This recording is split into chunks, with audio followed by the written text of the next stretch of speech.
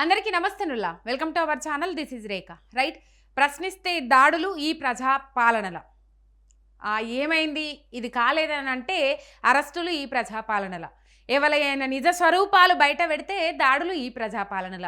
ఇదే ఇందిరమ్మ రాజ్యం, ఇదే ప్రజాపాలన, ఇదే ది గ్రేట్ కాంగ్రెస్ పాలన. రైట్, జర్నలిస్టుల మీద దాడులు జరుగుతూ ఉన్నాయి, ఆగుతలేవు. మొన్న కొండారెడ్డిపల్లిలో 2 మహిళా జర్నలిస్టుల మీద, అంతకుముందు శంకర్ మీద ఇక పోతే ఆ చేజింగ్ అయితే మామూలుగా కాదు. మనం అందరం చూసినాం. అదంతా పాత ముచ్చట అయినప్పటికీ కూడా మళ్ళీ ఒకసారి గుర్తు చేసుకోవాలి. ఎందుకంటే జర్నలిస్టుల మీద దాడులు అసలే ఆగుతలేవు, ప్రశ్నిస్తున్న మీద దాడులు ఆగుతలేవు, ప్రజాప్రతినిధుల మీద కూడా దాడులు చేస్తున్న ఈ ప్రజాపాలనలా మరి ఏం చేద్దాం అనుకుంటుర్రు, ఏం కథ తెలియదు. కానీ మొన్న ఖమ్మంలో వరద బాధితులు ఎవరైతే ఉన్నారో వాళ్ళని పరామర్శించేందుకు పోయిండ్రు హరీష్ రావు, మాజీ మంత్రి హరీష్ రావు, సబితా ఇంద్రారెడ్డి, మాజీ మంత్రి పువ్వాడ అజయ్ కుమార్, వీళ్ళందరూ పోయిండ్రు పరామర్శకు.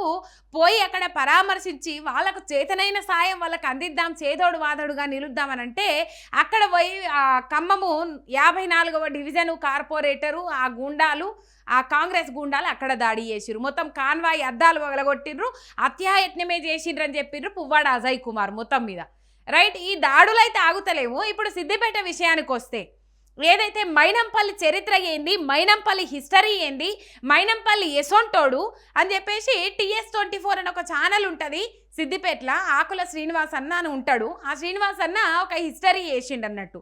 మైనంపల్లి ఆ రోజు సిద్దిపేట మీద దండయాత్రకు వచ్చిండ్రని చెప్పేసి వార్త చేసిండు. మైనంపల్లి ఇప్పుడు ఎందుకు సిద్దిపేట మీద పడ్డాడు, మైనంపల్లి రోహిత్ రావు అనేట ఆయన మెదక్ ఎమ్మెల్యేగా ఉన్నాడు. మైనంపల్లి హనుమంతరావు వాళ్ళ నాయన మల్కాజిగిరిలో గెలవలేక పోయిండు, మనం చూసినాం. రైట్, మొత్తం మీద మల్కాజిగిరిలో బతుకుదెరువు లేదు, అందుకనే సిద్దిపేట వేయండు. సిద్దిపేట పీస్ఫుల్గా ఉంటుంది, ప్రశాంతంగా ఉంటుంది, హరీష్ రావు మీద పోటీ చేసిండు అనే పేరు వస్తుంది అనే దాంతో మైనంపల్లి హనుమంతరావు సిద్దిపేట మీద దండయాత్రకు పోతా ఉన్నాడు. సిద్దిపేట మీద కన్ను పడ్డది మైనంపల్లి హనుమంతరావు అనే ముచ్చట్లు వినబడ్డాయి. అయితే మైనంపల్లి హనుమంతరావు స్టోరీ మొత్తం చెప్పుకొని వచ్చిండు ఆకుల శ్రీనివాస్ అన్న. వీడియో TS24లో ఉంటుంది, చూస్తే మనకు దొరుకుతుంది. మైనంపల్లి హనుమంతరావు ఎసొంటోడు, ఆయన వికీపీడియా ఏంది అదంతా ఆకుల శ్రీనివాస్ అన్న చెప్పుకొని వచ్చిండు. రైట్, మొన్న చెప్పుకొచ్చిన తెల్లారి 30-35 మంది పోలీసు వాళ్ళు ఇంటి చుట్టూ పహారా కాసి ఎప్పుడు బయటకు వస్తే అప్పుడు అరెస్ట్ చేద్దాము, వాళ్ళ అమ్మ హార్ట్ పేషెంట్, వాళ్ళ ఇంట్లో ఉంటారు, వాళ్ళ పిల్లలు ఉంటారు అనే ఆలోచన లేకుండా 30 మందిని నడిజాం రాత్రి 2-3 గొట్టంగా పోలీసు వాళ్ళని అందరిని పంపిస్తే లక్కీలీ అన్న ఆ రోజు ఇంటికాడ లేడట. ఇంటికాడ లేక అరెస్ట్ చేయలేకపోయినరట.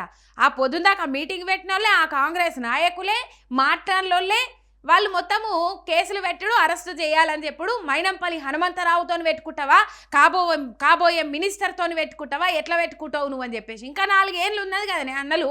ఇక ఇప్పుడేమో గెలవనికి సాధ కాలేదట, కానీ ఇంకా 4 ఏళ్ళ కోసము అది చేస్తూ ఉన్నారు. మొత్తం మీద ఇలా ఆల్రెడీ 41 CRP కింద ఇచ్చిండ్రట, బెయిల్ ఇచ్చిండ్రట. 41 CRP ఉంటే అరెస్ట్ చేయడానికి లేదు. ఇలా మెదక్ పోలీస్ స్టేషన్కి రమ్మన్నారట. కేసు అక్కడ ఫైల్ అయింది కాబట్టి మెదక్ పోలీస్ స్టేషన్కి రమ్మంటే ఆకుల శ్రీనివాస్ అన్న అడిగి పోయిండట.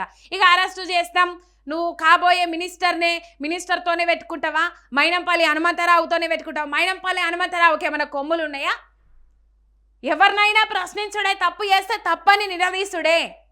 ఇలా వాళ్ళకు భయపడుకుంటా, వీళ్ళకు భయపడుకుంటా మీ గురించి అసలు వాస్తవాలు నిజాలు జనాలకు తెలియకుండా దాపెట్టమంటారా? ఇలా దాదాపు అక్కడ 41 CRP ఉన్నదంటే అరెస్ట్ చేయడానికి లేదు. ఒక రకంగా అది ముందస్తు బెయిల్ లెక్కనే అవుతుంది. 41 CRP నోటీసులు ఉంటే అరెస్ట్ చేయడానికి లేదు. ఇలా అది పట్టుకొని పోయినాక కూడా ఆ పోలీస్ స్టేషన్ లోపల ఆకుల శ్రీనివాస్ రెడ్డి ఉన్నాడు, బయట వాళ్ళకి సంబంధించిన అనుచరులు ఎవరైతే ఉంటారో వాళ్ళు ఉన్నారు. మైనంపల్లి అనుచరులు ముఖ్యంగా. ఇక్కడ ట్విస్ట్ ఏంటంటే పోలీసు వాళ్ళే బెదిరిస్తూ ఉన్నారట. పోలీసు వాళ్ళే డైరెక్ట్ నువ్వు కాబోయే మినిస్టర్తో పెట్టుకుంటావా, నువ్వు జర్నలిస్ట్ అయితే ఏంది, ఏదైతే ఏంది, కాబోయే మినిస్టర్తో నువ్వెట్లా పెట్టుకుంటావు, ఏడ శాసనాలు ఏమన్నా లిఖింపబడి ఉన్నాయా? ఇలా మినిస్టర్ల గురించే ప్రశ్నిస్తున్నారు జర్నలిస్టులు, మినిస్టర్లనే నిలదీస్తూ ఉన్నారు. ప్రభుత్వానికి ప్రజలకు మధ్య వారధుల్లా పనిచేస్తూ ఉన్నారు జర్నలిస్టులు. మీ అసలు విధానం ఏంది, మీ అసలు రంగు ఏంది, గిట్లో మేకతోలు కప్పుకొని తిరుగుతూ ఉన్నారు, లోపల తోడేళ్ళే అని చెప్పేసి చెప్పుడు తప్ప, వాస్తవాలను బయట పెట్టుడు తప్ప.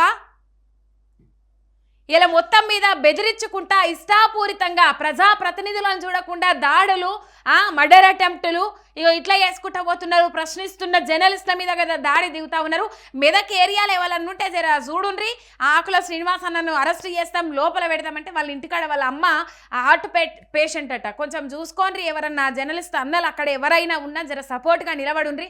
డైరెక్ట్ పోలీసులే, మనకు అండగా నిలబడాల్సిన పోలీసులే, రక్షణ కల్పించాల్సిన పోలీసులే అధికారుల అడుగులకు మడుగులు ఒత్తుతే ఇలా న్యాయం చేసేటోళ్ళు ఎవరు, బాధితుల పక్షాన నిలబడేటోళ్ళు ఎవరు, పోలీసులతో ఎట్లా మాట్లాడతారు?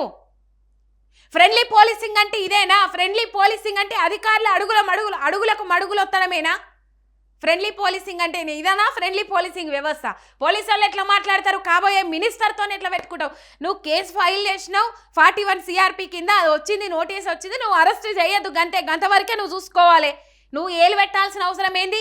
వాళ్ళే మాట్లాడతారు. మళ్ళా టీఆర్ఎస్ విధానాన్ని కొనసాగిస్తూ ఉన్నారు పోలీసులు. నిన్న ఎమ్మెల్యేలు మాట్లాడతారు టీఆర్ఎస్ పోలీసులు లెక్క వ్యవహరిస్తూ ఉన్నారు. మరి ఇప్పుడు ఇవాళ కాంగ్రెస్ పోలీసులు లెక్క వ్యవహరిస్తూ ఉన్నారా?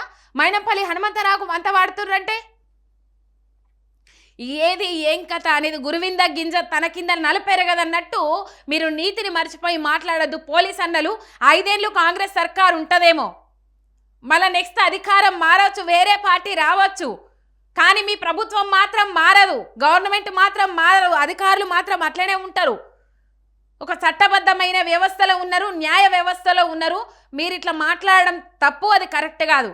ఎవరన్నా ఉంటే చూడుండేటు మైనంపల్లి హనుమంతరావు గురించి మాట్లాడినందుకు పోలీస్ స్టేషన్లో పెట్టి అరెస్టు చేస్తాం, ఇబ్బందులకు గురి చేస్తామని చూస్తూ ఉన్నారట. జర చూసుకొని రేవాలని ఉంటే, కానీ ఇది మాత్రం ఈ ప్రజాపాలనలో ఇది కరెక్ట్ కాదు. ప్రశ్నిస్తున్న గొంతుల మీద పోలీసు బూటుకాలు పెట్టి నలుపుతా ఉన్నారు.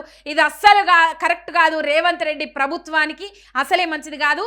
తన విధానాలే తన పాలిట భస్మాసుర హస్తం లెక్క మారబోతున్నాయి, గుర్తుపెట్టుకోండి, జాగ్రత్త.